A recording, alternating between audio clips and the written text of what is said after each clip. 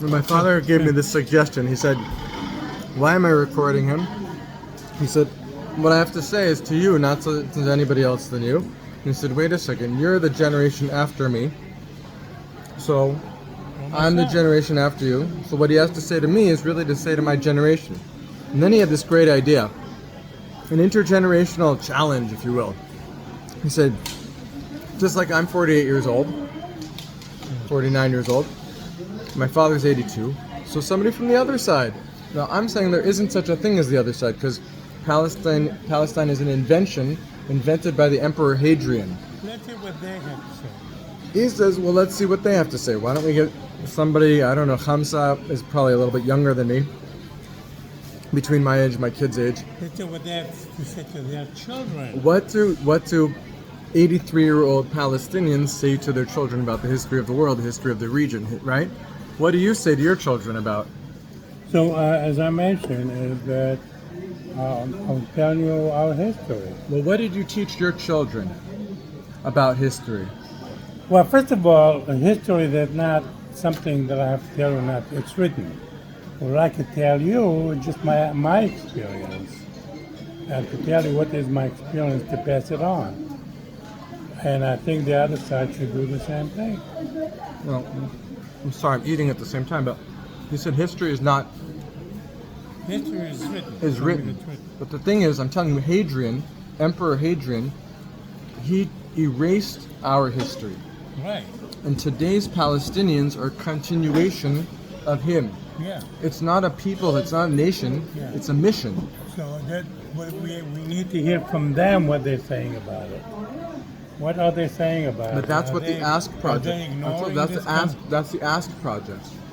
Their whole existence is either they're against their government, like I know Palestinians who are against their government. Yeah.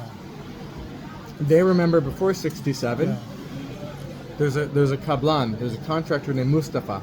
He built my father-in-law's house. I sat with him many times.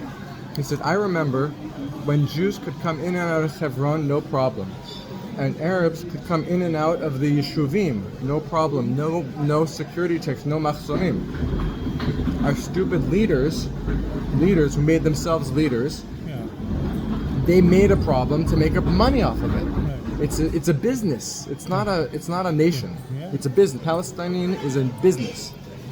Even if it's a business, is it worth it?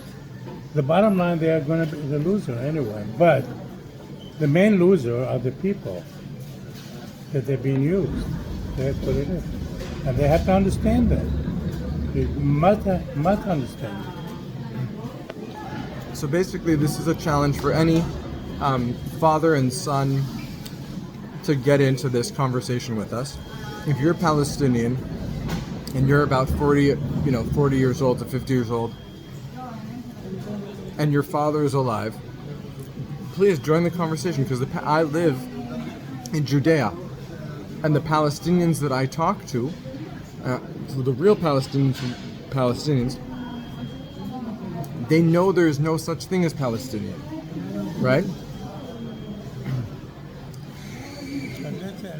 Let's talk about from my experience what happened. So we have a house for generation. We're in Baghdad, right? So we lived there for thousands of years. So then eventually there was hostility there, and the Jews had to get out of there. Whether it's voluntarily or not, it's not the point. The point is they took the property away from us. So what they call Occupied Palestine is the place that we went to, we like a desert. We gave us a tent to live in so you could survive. There's a question of survival. So we're like 750,000. We have the same experience coming from all over the country, the Arab countries. We experience the same thing. So what are we supposed to do? Can somebody give us a suggestion? We just live there, and all we're experiencing with the Arabs since then is war and more war and more. What did they need it? All I have to say is that we are all the same, and let's find a way to live together. That's all. And everything will be okay. Yeah. Here, press stop. Press the stop.